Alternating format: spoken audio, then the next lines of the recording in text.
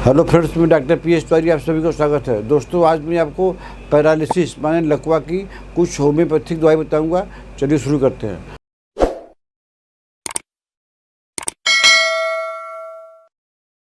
दोस्तों, अगर किसी को पैरालिसिस हो गया है, कारण कोई भी हो, पैरालिसिस हो गया है, पेशेंट बेड रिटर्न हो गया है, तो अगर उसको पसीना ज़्यादा हो रहा है, उसकी कंप्लेन पैरालिसिस तो हो गया है, उसकी कंप्लेन है पसीना बहुत हो रहा है, तो चिंता करने की जरूरत नहीं है। पैरालिसिस के साथ में अगर पसीना ज़्यादा हो रहा है तो आपको स्टेनम मेटालिकम 30 दो बूंद करके दिन में 3 बार लगातार कम से कम 6 महीना देते रहिए और किसी डॉक्टर के अंडर में अपना बात करते रहिए।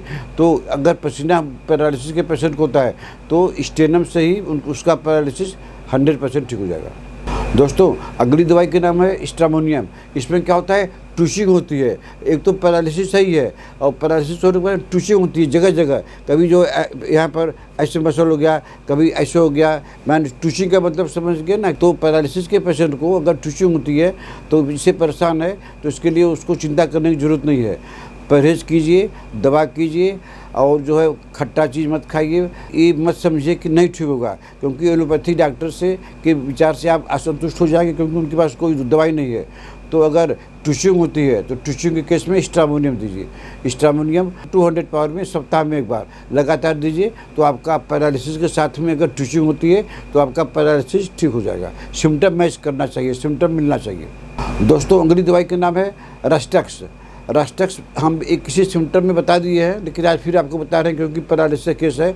अगर किसी महिला को बच्चा पैदा हो गया है और उसके बाद में उस महिला को पैरालिसिस हो गया है, आप दवाई करते रहिए ना एलोपैथिक में, लेकिन अगर चाइल्ड बर्थ के बाद में पैरालिसिस हो गया है तो इसके लिए आपको रस्टक्स 200 दो बूंद करके सुबह शाम लगातार लीजिए, कम से कम 6 महीना लीजिए। तो बच्चा होने के बाद में, आफ्टर चाइल्ड बर्थ के बाद में जो आपको पैरालिसिस हुआ है, ये आपका जड़ से ठीक हो जाएगा। दवा कुछ दिन लेनी पड़ेगी। दोस्तों, कभी कभी छोटे बच्चे भी इस बीमारी की शिकार हो जाते हैं। जैसे जब उनका दांत निकलने का टाइम आता है तो एक तो वैसे ही जब दांत निकलता है तो उनको दुनिया भर की परेशानी रहती है। डायरिया होता है, वोमिटिंग होती है, मसूड़ा फूल आता है, लेकिन इसके बाद भी उस बच्चे को पैरालिसिस भी हो जाता है कभी कभी, और उसके माता पिता परेशान होते हैं, डॉक्टर को दिखाते रहते हैं। तो आप डॉक्टर को दिखाइए, जिस डॉक्टर को दिखाइए आपकी इच्छा है, लेकिन डेंटिशन पीरियड में अगर बच्चे को पैरालिसिस होता है तो उसको कालीफास दीजिए।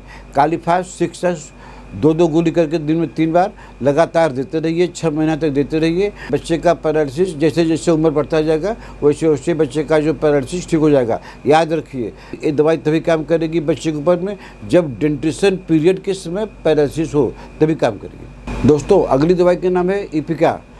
हम ऐसे पैरालिसिस केस में देते हैं जिनको पैरालिसिस के साथ में ब्लीडिंग होती हो, या कहीं से भी ब्लीडिंग हो।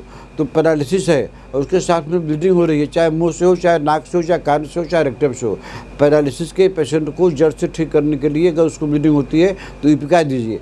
इपिका जो है 3x पावर में या 30 पावर में दो बूंद करके दिन में 3 बार लगातार दीजिए। पेशेंट का जो है पैरालिसिस ठीक हो जाएगा, बशर्ते कि एग्जैक्ट है सिम्टम मैच करे।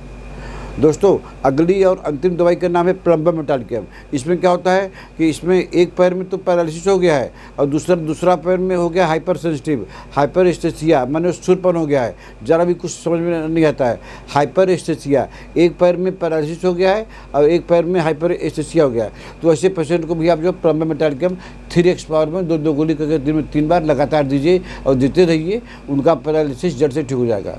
तो दोस्तों, आज मैंने आपको पैरालिसिस की कुछ होम्योपैथिक दवाई बताया। अगर आपको ट्रीटमेंट करना है तो आप हमको व्हाट्सएप में मैसेज करके अपना अपॉइंटमेंट बुक कर सकते हैं। आशा है आपको हमारा आज का वीडियो पसंद आएगा। इसको लाइक कीजिए, शेयर कीजिए। अगर आपने हमारा चैनल अभी तक सब्सक्राइब नहीं किया तो सब्सक्राइब कर लीजिए। तब तक मिलते हैं आपसे अगले ऐसे किसी वीडियो। नमस्कार।